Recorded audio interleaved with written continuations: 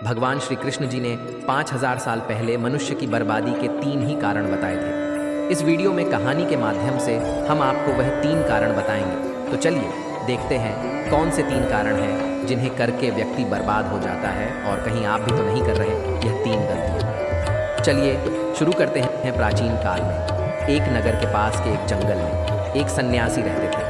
संसार के तमाम आकर्षणों से दूर होकर उसने कई वर्षों की तपस्या से अपनी शक्तियों को जागरूक किया था। वह लोगों की हर समस्याओं का समाधान करता था। धीरे धीरे वह मशहूर होने लगे और यह बात राजा को पता चली। राजा ने सन्यासी से मिलने का फैसला किया और वह सन्यासी से मिले। राजा सन्यासी के बातों से बहुत प्रभावित हुए और उन्हें अपने राज्य में चलने तथा महल में रहने का आग्रह किया। सन्यासी मान गए और राजा के साथ उनके महल में रहने लगे। कुछ साल तक सन्यासी वहीं रहे। एक दिन राजा और रानी को पड़ोस के राज्य में जाना पड़ गया। उन्होंने एक नौकर को सन्यासी के भोजन आदि की जिम्मेदारी देकर निकल गए। एक दिन नौकर बीमार पड़ गया और आया ही नहीं। सन्यासी को खाना खिलाने वाला कोई नहीं था। वह इंतजार करता था और अंततः वह गुस्से में लाल हो गया। कभी राजा और रानी वापस आए। सन्यासी ने राजा को बहुत डांट फटकार लगे और कहा कि तुम मेरी जिम्मेदारी नहीं उठा सकते थे तो क्यों मुझे लेकर आए। कुछ दिनों बाद मामला शांत हो गया। कुछ दिनों बाद राजा को फिर से पड़ोस के राज्य में जाना पड़ गया। इस बार राजा ने अकेले जाने का फैसला किया और रानी को खड़े निर्देशों के साथ सन्यासी के सेवा के लिए रख दिया। रानी रोज समय पर सन्यासी को खाना भेज देती थी। एक दिन रानी खाना भेजना भूल गई और वह नहाने चली गई। सन्यासी को खाना नहीं मिला तो सन्यासी ने काफी इंतजार के बाद महल में जाने का फैसला किया।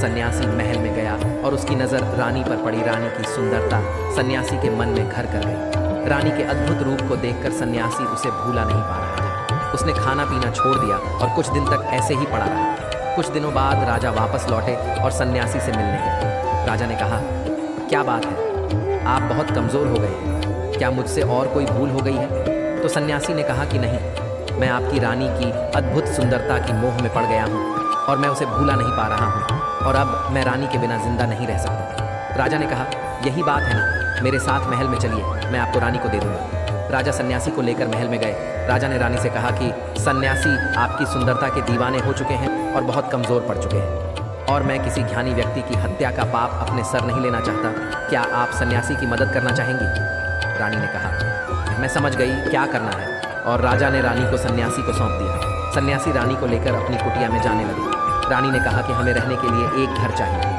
सन्यासी ने राजा से कहा कि हमें रहने के लिए एक घर चाहिए। राजा ने उनके लिए तुरंत एक घर उपलब्ध करवाया। सन्यासी रानी को लेकर घर गया। रानी ने कहा, यह घर तो बहुत गंदा है, इसे साफ करवाइए। सन्यासी राजा से कहकर घर को साफ करवाया। राजा के हुक्म से घर को साफ करवा दिया गया। फिर नहा धोकर रानी बिस्तर पर बैठ गई और सन्यासी भी रानी के पास आ गया। रानी ने कहा, क्या आप जानते नहीं कि आप कौन थे और आज आप क्या बन गए हैं। आप एक महान सन्यासी थे जिनके आगे राजा भी झुककर प्रणाम करते थे और आज वासना के कारण आप मेरे गुलाम हो गए हैं।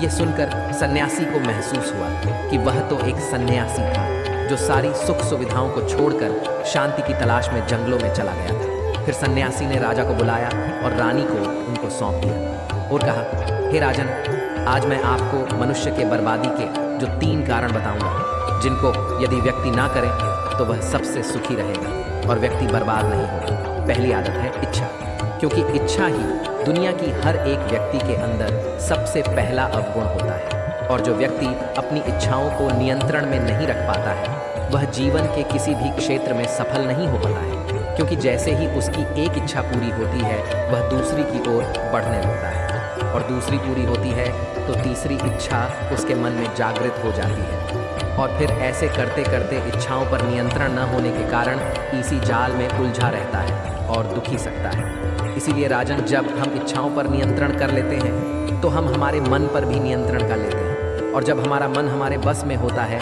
तो हमें सुख ही सुख प्राप्त होता है। फिर जो हम चाहते हैं वही हमारे साथ होता है। दूसरी आदत है वासना का जन्म। हमारे मन में उठने वाली इच्छाओं से होता है। जिस प्रकार इच्छा का कोई अंत नहीं होता और मनुष्य वासना के जाल में फंसता ही चला जाता है, वासना के वशीभूत होकर मनुष्य को कुछ भी नजर नहीं आता है। आज तक जितनी भी लड़ाइयाँ हुई हैं उनका सबसे बड़ा कारण स्त्री को पाने की इच्छा ही रही है। स्त्री के प्रेम में वशीभूत होकर राजा महाराजाओं ने आज से पहले बहुत सारे युद्ध किए हैं। रावण इस संसार का सबसे बुद्धिमान व्यक्ति था, लेकिन उसने भी माता सीता के सुंदरता में अपना सब कुछ बर्बाद कर लिया। उसकी मृत्यु का कारण एक स्त्री ही बनी थी। कहीं राजा महाराजा तो युद्ध में इसलिए हार गए क्योंकि वह लोग स्त्रियों से रासलीला रचने में ही रह गए। ईश्वर ने तो स्त्री की उत्पत्ति संसार को बढ़ाने के लिए की है, लेकिन आजकल लोगों ने इसे अपनी वासना का शिकार बना लिया है, अपने मनोरंजन का साधन समझने लगे हैं।